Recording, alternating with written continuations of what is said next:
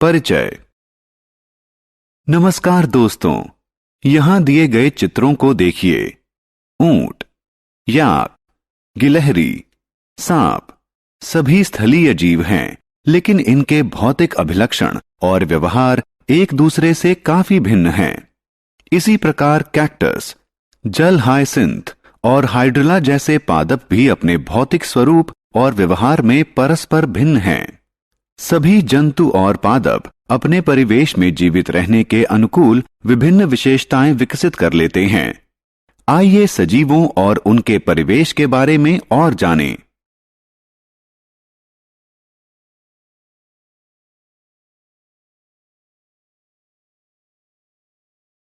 उद्देश्य।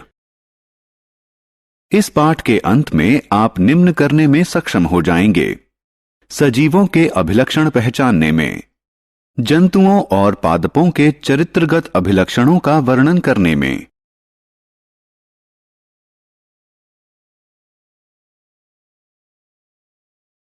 सजीव। हम जानते हैं कि सजीवों, मनुष्य, जंतु और पादप को अपने परिवेश में जीवित रहने के लिए आहार की जरूरत होती है। उनके भौतिक रूप में काफी विभिन्नता होती है, लेकिन वे सभी अपने जीवन में बढ़ते और विकसित होते हैं। सभी सजीव जीवित रहने के लिए विभिन्न मूल प्रकारों वृद्धि, विकास, पोषण, श्वसन, प्रजनन और उत्सर्जन को क्रियान्वित करते हैं। उन्हें जीवित रहने और अपने परिवेश से प्रभावशाली संवाद के लिए आहार या किसी दूसरे प्रकार के पोषण की जरूरत होती है। कोशिका संगठन। अब हम सजीवों के विशिष्ट अभिलक्षणों का अध्ययन करेंगे जो इन्हें निर्जीवों से अलग करते हैं। सभी सजीव, पादप या जंतु कोशिकाओं से बने होते हैं। वे उनके शरीर में उपस्थित कोशिकाओं के आधार पर एक कोशिकीय या बहुकोशिकीय हो सकते हैं। छोटे आकार के जीव जैसे कि अमीबा, पैरामीशियम एक कोशिका से बने होते हैं, इसलिए उन्हें एक कोशिकीय जीव कहते हैं। मनुष्य, कबूतर, आम का पेड़ बहुत सी कोशिकाओं से बने होते हैं, इसलिए इन्हें बहुकोशिकीय जीव कहते हैं।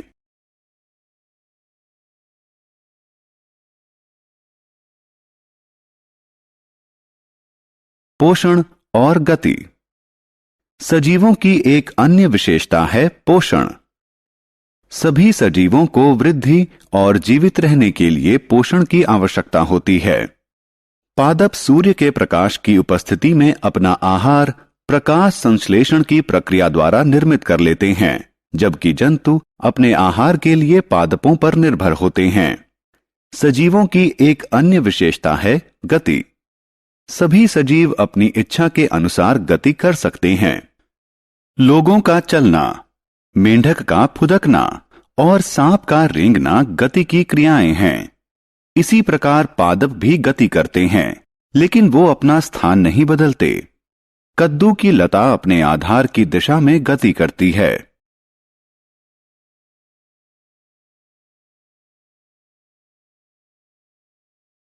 उद्दीपन के प्रति अनुक्रिया।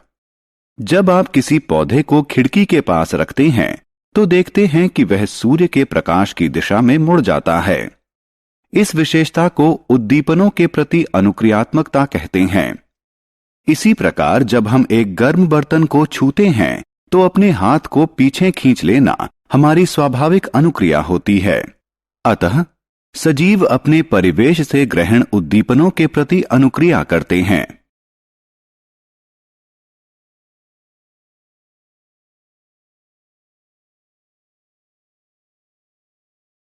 श्वसन।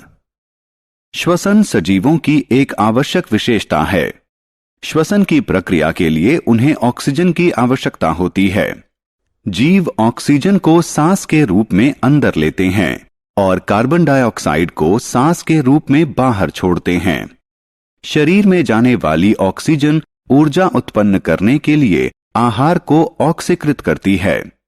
फिर इस ऊर्जा का प्रयोग शरीर द्वारा जीवन की विभिन्न गतिविधियों को संपन्न करने में किया जाता है। पौधे अपने पत्तियों और तनों के बाह्य परत पर उपस्थित सूक्ष्म छिद्रों की सहायता से श्वसन करते हैं।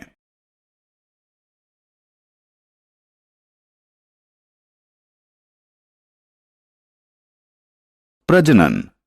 प्रजनन सजीवों की एक महत्वपूर्ण विशेषता है। सभी सजीवों में प्रजनन द्वारा अपने समान संतान उत्पन्न करने की क्षमता होती है।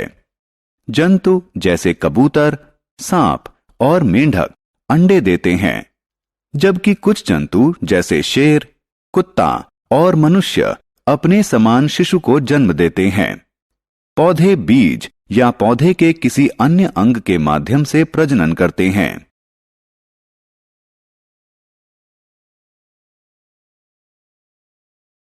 उत्सर्जन। जंतुओं को वृद्धि और विकास के लिए आहार की आवश्यकता होती है। हालांकि पाचन प्रक्रिया के दौरान शरीर में बहुत से अपशिष्ट पदार्थों का निर्माण होता है, जो शरीर के पोषण में किसी प्रकार का योगदान नहीं करते। इसीलिए वो हमारे शरीर से उत्सर्जित हो जाते हैं। शरीर से अपशिष्ट पदार्थों के निष्कासन के प्रक्रम को उत्सर्जन कहते हैं। पौधे अपशिष्ट पदार्थों को वाष्प, लासा और राल के रूप में उत्सर्जित करते हैं। सभी सजीवों का जीवन चक्र सीमित होता है। भिन्न भिन्न पौधों और भिन्न भिन्न जंतुओं के लिए जीवन चक्र भिन्न भिन्न होता है, लेकिन अंत में एक दिन वो मरते हैं। सभी जीवों और पौधों की मृत्यु होती है।